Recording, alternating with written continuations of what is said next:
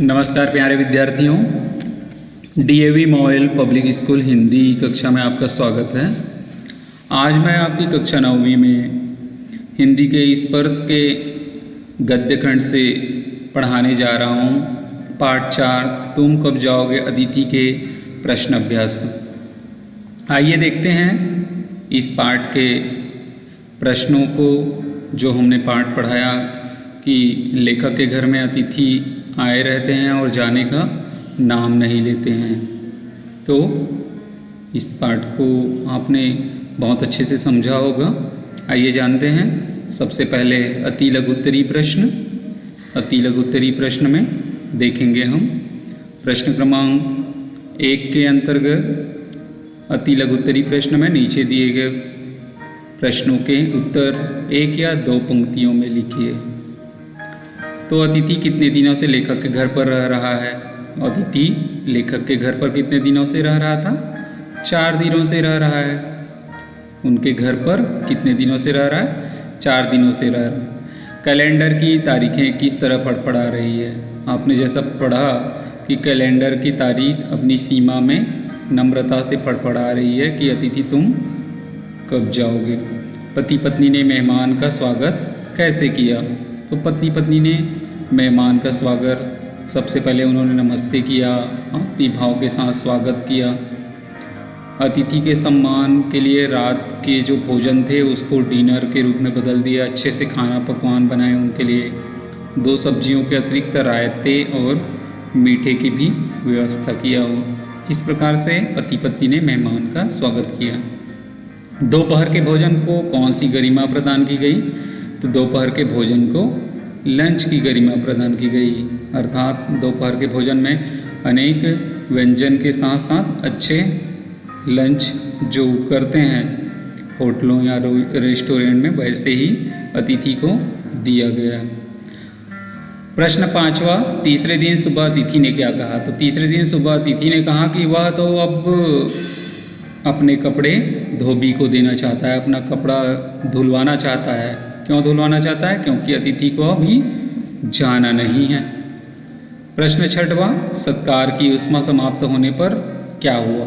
जब अतिथि के सेवा सत्कार करते करते पति पत्नी लेखक और उनकी पत्नी थक गए तो उसके बाद क्या प्रभाव हुआ? तो उसके बाद लंच डिनर की जगह खिचड़ी बनने लगी।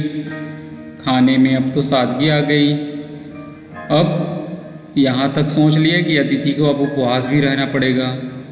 जो ठहाके मार के आनंदित हो रहे थे वो उनमें चुप्पी छाप गई। सौहार्द, जो प्रेम की जो भावना थी, वह धीरे धीरे बोरियत में बदलने लगी। इस प्रकार जो सत्कार की उष्मा थी, ऊर्जा थी, वह समाप्त हो गई। ये तो था अति लघुत्तरी प्रश्न। अब लघुत्तरी प्रश्न देखते हैं। लगभग 25 से 30 शब्दों में इनका उत्तर लिखेंगे। लेखक अतिथि को कैसी विदाई देना चाहता था? तो लेखक अतिथि को एक भावभीनी विदाई देना चाहता था। बड़े प्रेम के साथ उनका स्वागत सत्कार किया, वैसे ही उनको भेजना भी चाहता था। वह चाहता था कि अतिथि जाए तो पति पत्नी उसे स्टेशन तक, रेलवे स्टेशन तक छोड़ने जाए और सम्मानजनक विदाई देना चाहते थे। परंतु उनकी यह मनोकामना पूर्ण नहीं हो पाई, क्योंकि लेखक के घर में अतिथि 4 दिनों तक रुका हुआ है और वह जाने का नाम नहीं ले रहे हैं, जिससे लेखक और उनकी पत्नी तंग आ गए हैं। अब देखिए, पाठ में आए कथनों की व्याख्या कीजिए। जैसे अंदर ही अंदर कहीं मेरा बटुआ काँप गया, आपने पढ़ा ना पाठ। उसमें जब लेखक ने अनचाहे अतिथि को आते देखा तो महसूस हुआ कि उनका अब तो खर्च बढ़ जाएगा। इससे बटुआ काँपना कहते हैं। अर्थात इसका मतलब है कि लेखक का बटुआ काँपने का मतलब है कि उनका खर्च ज़्यादा होने वाला, मासिक जो बजट है उन पर दबाव पड़ रहा था। अतः लेखक के आने से, मेहमान के आने से लेखक को महसूस होने लगा कि उन पर आर्थिक दबाव अब बढ़ने वाला है। अतः वह घबरा गया। इस प्रकार से वहाँ पर अंदर ही अंदर मेरा बटुआ कांप गया, इसका भावार्थ यही स्पष्ट होता है। प्रश्न 9 देखिए, यहाँ पर अतिथि सदैव देवता नहीं होता, वो मानव और थोड़े अंशों में राक्षस भी हो सकते हैं। यहाँ पर लेखक ने इसलिए ऐसा लिखा है कि मानव और थोड़े अंशों में राक्षस हो सकता है। इसका मतलब ये है कि अतिथि जब बहुत दिनों तक किसी के घर में ठहर जाते हैं तो अतिथि देवो भव का मूल्य कम हो जाता है, नगण्य हो जाता है। आने के एक दिन बाद वह सामान्य हो जाता है, इतना बुरा भी नहीं लगता, इसलिए इसे मानव रूप में कहा है। और ज़्यादा दिन तक रह जाए तो राक्षस जैसे प्रतीत होने लगते हैं, अर्थात बुरा लगने लगता है। ऐसे अतिथि का कोई सम्मान नहीं होता है।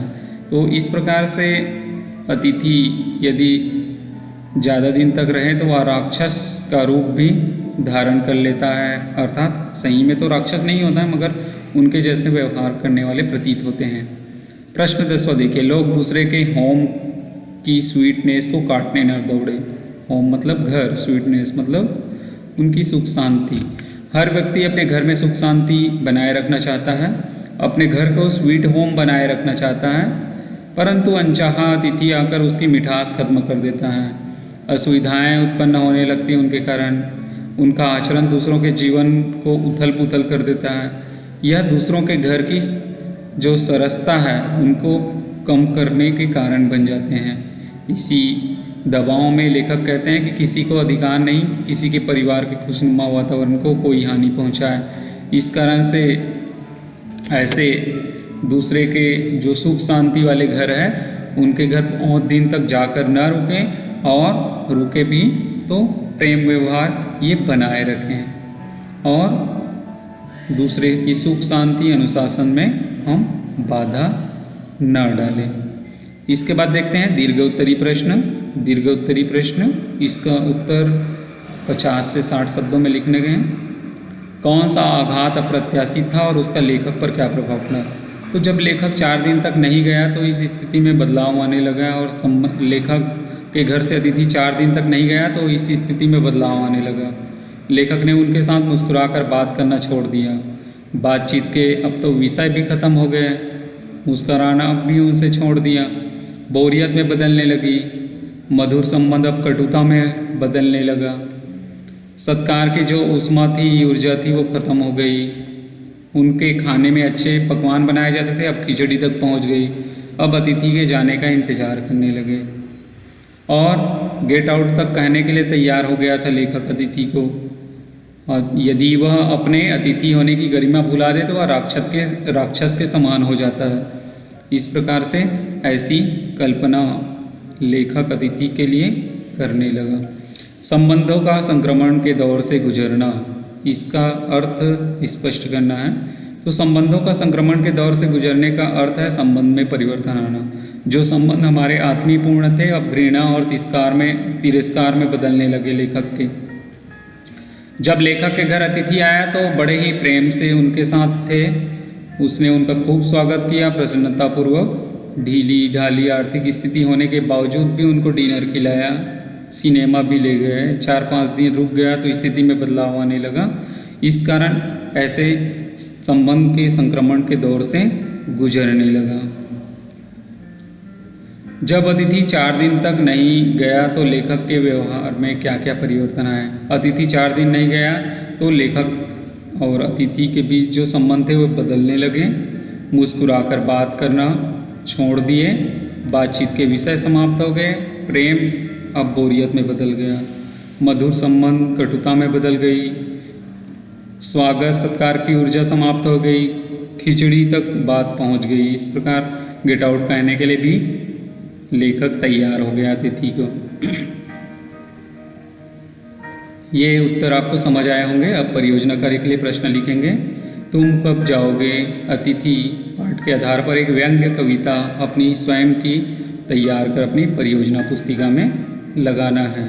आशा करता हूँ बच्चों की आपको यह जो कविता है बहुत अच्छे से समझ आई होगी। धन्यवाद। आज के लिए बस इतना ही।